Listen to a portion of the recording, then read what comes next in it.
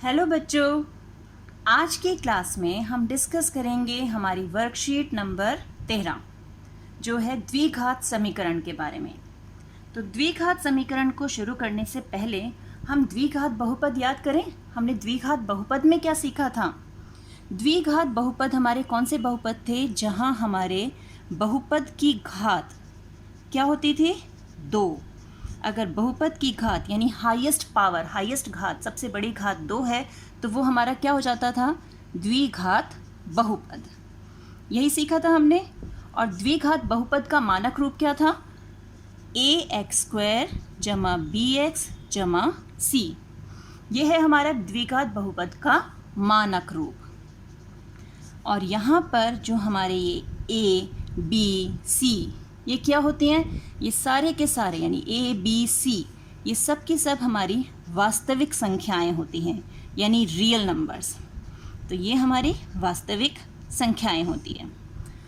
और दूसरी चीज़, क्योंकि यहाँ पर सिर्फ x का प्रयोग कर रहे हैं तो ये द्विघातीय बहुपद है, और वो भी किस में? सिर्फ एक चर में। हमने देखा था ना, चर का मतलब जहाँ पर मान कुछ बदले तो पूरे बहुपद का मान बदल जाता है। तो a, b, c हमारी वास्तविक संख्याएं हैं और ये बहुपद जो है वो एक ही चर में है। अब अगर हम इस बहुपद को, द्विघात बहुपद को, अगर हम 0 से तुलना करें, इसकी तुल्यता करें कि ये 0 के बराबर है, तो ये क्या बन जाता है? ये बहुपद से बन जाता है द्विघातीय समीकरण या द्विघात समीकरण। देख रहे हो अंतर?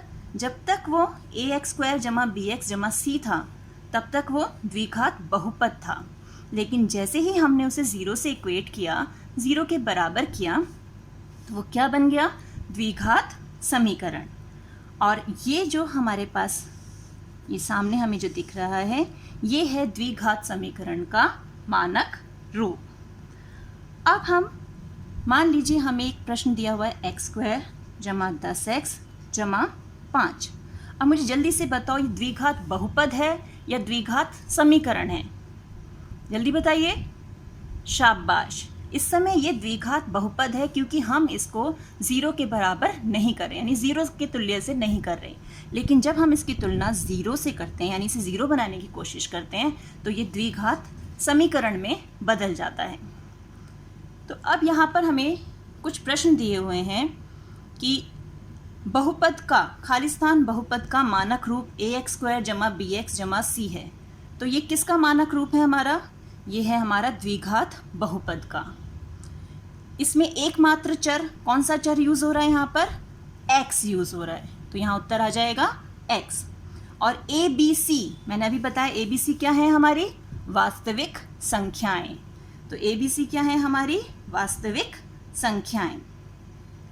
अब एक एग्जाम्पल देखते हैं। ये तो हमने बहुपद जो है द्विघात समीकरण में बदल दिया।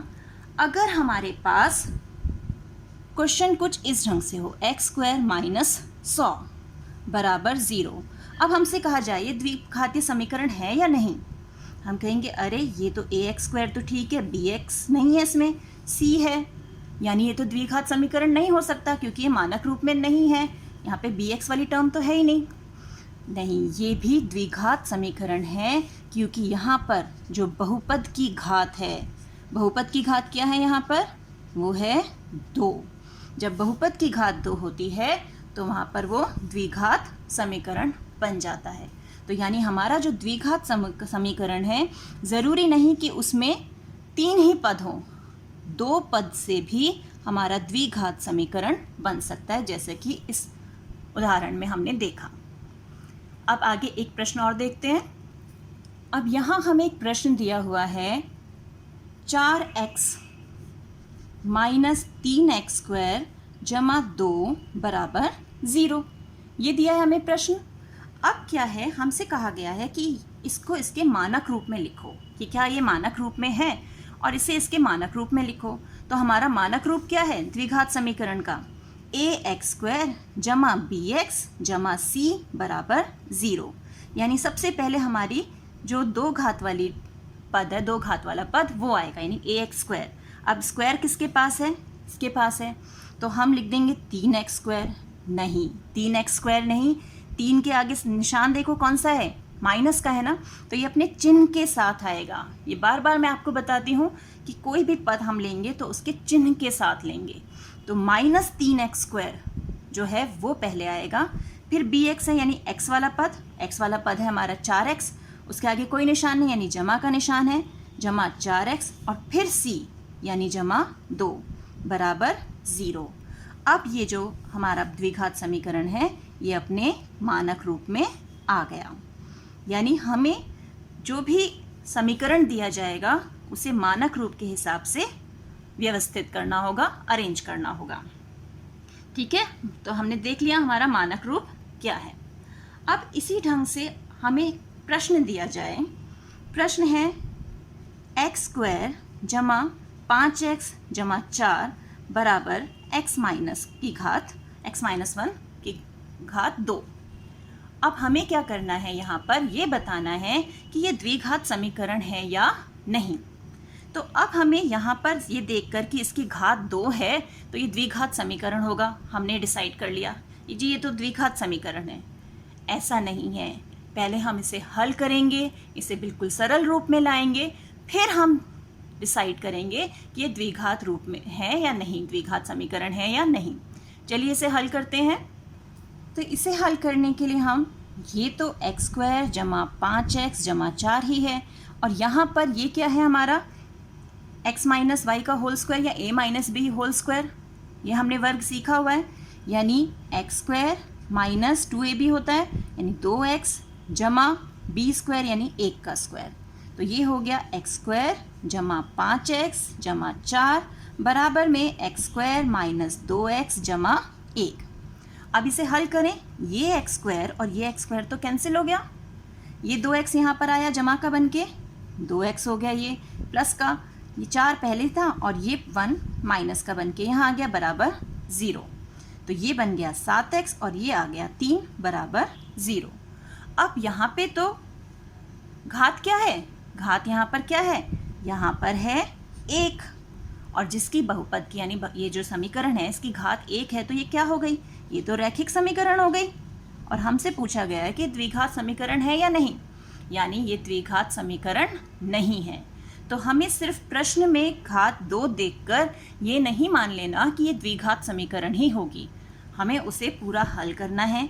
सभी चर और जो भी हमारे अचर हैं उन्हें हम लेफ्ट हैंड साइड पर ले आएंगे बराबर 0, और उसके बाद जब वो सरल रूप में आ जाएगा तब हम देखेंगे कि ये द्विघात समीकरण है या नहीं है।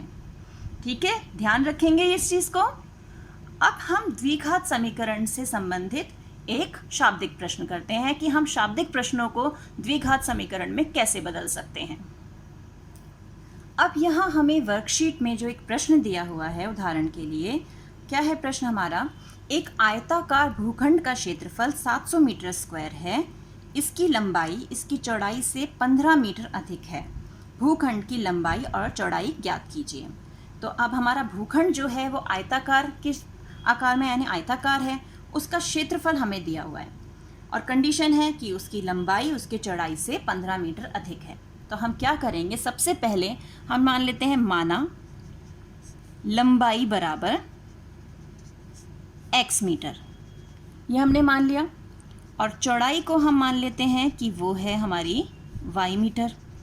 अब प्रश्न के अनुसार यानी अकॉर्डिंग टू क्वेश्चन या प्रश्नानुसार हमें कहा गया है कि लंबाई जो है वो चौड़ाई से 15 अधिक है, यानी चौड़ाई और 15 अधिक, अधिक मतलब यानी इसमें जोड़ना होगा, 15 अधिक, कम होता तो हम घटा देते, 15 अधिक यानी चौड़ाई में 15 और जोड़ दें, अधिक दे दें उसे, तो वो लंबाई के बराबर हो जाएगा।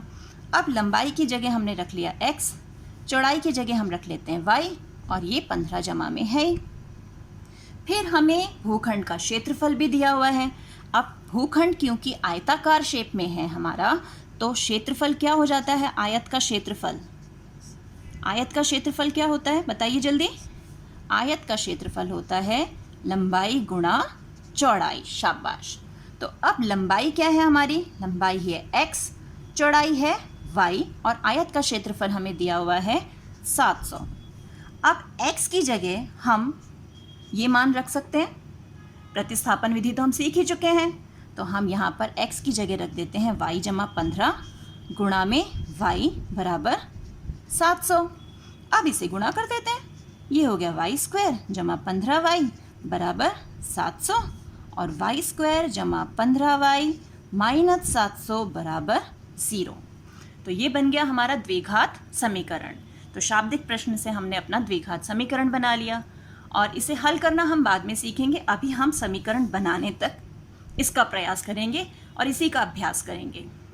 ठीक है, अब देखते हैं हमें कौन कौन से प्रश्न हल करने के लिए इस वर्कशीट में दिए गए हैं। अब सबसे पहला प्रश्न हमारा क्या है, 30 जमा एक्स स्क्वायर माइनस 11x को मानक रूप में लिखिए। तो हमें क्या करना है, हमें इसकी तुलना करनी है ax स्क्वायर जमा bx जमा c बराबर 0 से।